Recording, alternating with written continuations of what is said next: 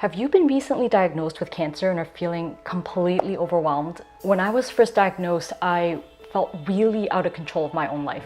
I was moving from appointment to appointment to appointment without really feeling like I had any control over what was happening or any control over my own outcomes. But then I started doing a lot of reading and research and realized there's actually a ton that I can do to help myself beat cancer. And with that knowledge, I changed my lifestyle and my habits, and that's really what I think brought me to where I am now. 5.5 years out, and knock on wood, fingers crossed, cancer-free. People now ask me what I did to beat cancer, so this is why I started this tip series. If you're also feeling overwhelmed and out of control, I hope that the things on this tip series can help you the way they helped me. Today's tip, vitamin D.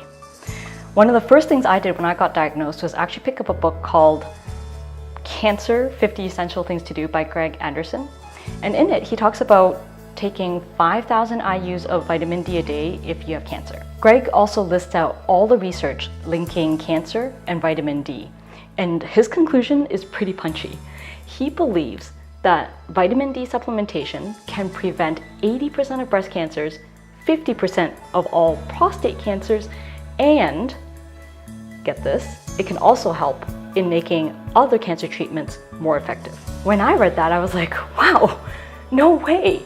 Your body creates vitamin D when you're in sunlight. And I have always been a person to crave sunlight. I even need to have one of these sunlight lights to help me through the winter when there isn't enough sunlight. So is it possible that I have been vitamin D deficient this entire time, and that's actually contributed to my affinity for breast cancer? Now, around the same time, a nurse at Sunnybrook Hospital, where I was being treated for cancer, recommended vitamin D. So I thought to myself, okay, I gotta look this up.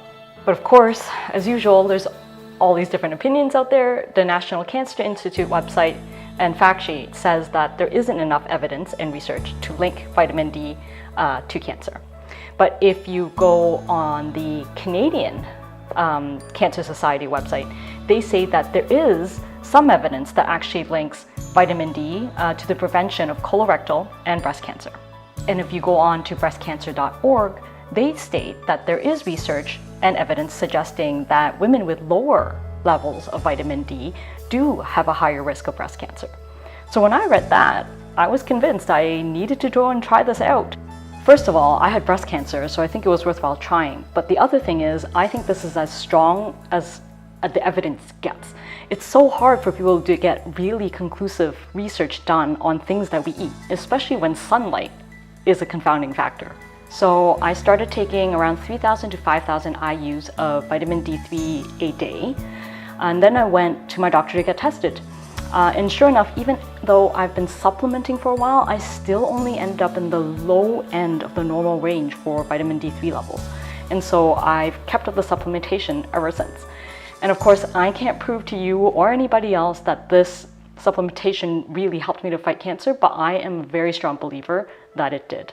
So my tip is, if you're actually dealing with cancer now, is to look into vitamin D yourself.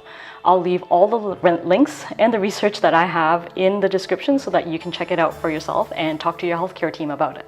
So what do you do if you go and get tested and find out that you're low in vitamin D? Well, one easy thing to do is go outside and get some sunlight. It's almost impossible for you to overdose from vitamin D from sunlight. You can also look out for foods that are high in vitamin D.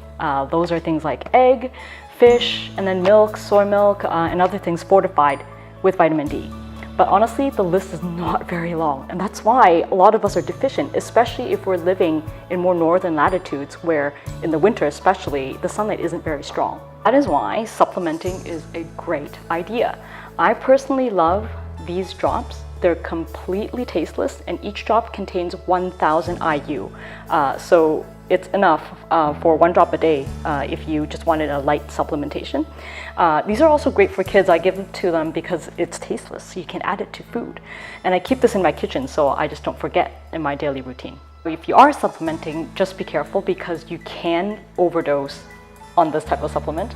The Canadian Cancer Society does recommend 1,000 IU a day. They seem to say that that's a safe amount without risking overdosing. So I totally encourage you to bring this up with your healthcare team and to look into it for yourself. And that's my tip of the week to help you beat cancer. If you had a separate experience or have your own opinions on vitamin D, please do share. I'm not a doctor, just wanted to facilitate some discussion, so would love to hear what you think. And follow if you'd like to get next week's tips. We're going to be covering exercise meds for different types of cancers.